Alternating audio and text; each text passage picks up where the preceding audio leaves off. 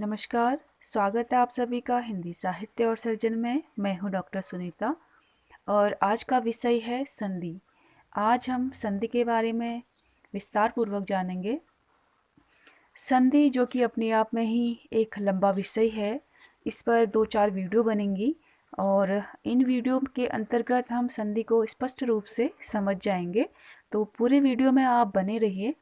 तो सबसे पहले अगर हम संधि की बात करते हैं तो इसकी परिभाषा को जानना बेहद ज़रूरी है। तो आइए सबसे पहले इसकी परिभाषा को हम जानते हैं। संधि का अर्थ है मेल। मेल या मिलाप करना या जोड़ना, किन्हीं भी दो चीज़ों को आपस में जोड़ने को हम मेल कहते हैं। तो संधि का वही काम होता है, आपस में जोड़ना। तो इसकी परिभाषा को देखते हैं हम। दो वर्णों के मेल से उत्पन्न विकार को हम संधि कहते हैं। जैसे विद्याधन आलय। विद्या अलग शब्द है और आलय अलग शब्द है। जब इनका संधि हम करते हैं यानी इन दोनों को मिलाते हैं तो एक नया शब्द बन रहा है विद्यालय। तो संधि का अर्थ है आपस में जोड़ना। अब हम बात करेंगे संधि के प्रकारों के बारे में। तो संधि 3 प्रकार की होती है: स्वर संधि, व्यंजन संधि और विसर्ग संधि। तो आइए अब हम बात करेंगे स्वर संधि के बारे में कि स्वर संधि किसे कहते हैं।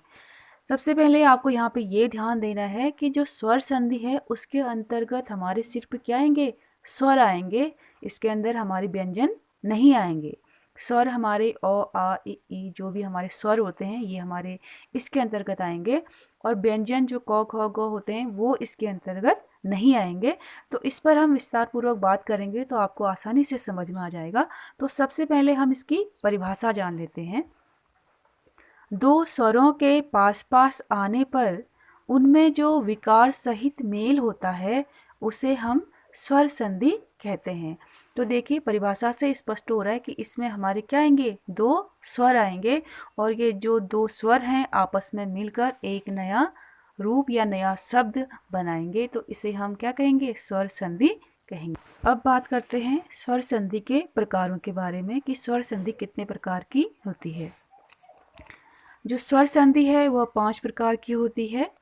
सबसे पहला है दीर्घ संधि, दूसरा प्रकार है गुण संधि, तीसरा प्रकार है वृद्धि संधि, चौथा प्रकार है यण संधि और जो अंतिम प्रकार है वह है अयादि संधि। तो ये 5 प्रकार की हमारी स्वर संधि होती है। तो आज के लिए बस इतना ही। अगले वीडियो में हम दीर्घ संधि के बारे में विस्तार पूर्वक जानेंगे, क्योंकि जो दीर्घ संधि है वह एक लंबा विषय है और अगर हम इस वीडियो में इसकी बात करेंगे तो यह बहुत लंबा चले जाएगा। तो धीरे धीरे टुकड़ों में हम इसे सीखते हुए जाएंगे तो यह और अधिक आसानी से हमें समझ आएगा।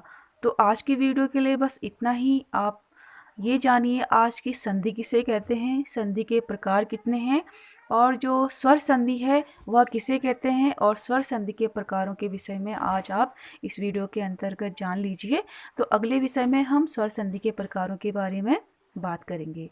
वीडियो कैसा लगा कमेंट करके ज़रूर बताइए। वीडियो को लाइक कीजिए, शेयर कीजिए और हमारे चैनल को सब्सक्राइब कीजिए और जो घंटी का बेल आइकन है उसे ज़रूर से दबा दीजिए ताकि आपसे कोई भी वीडियो छूटे नहीं।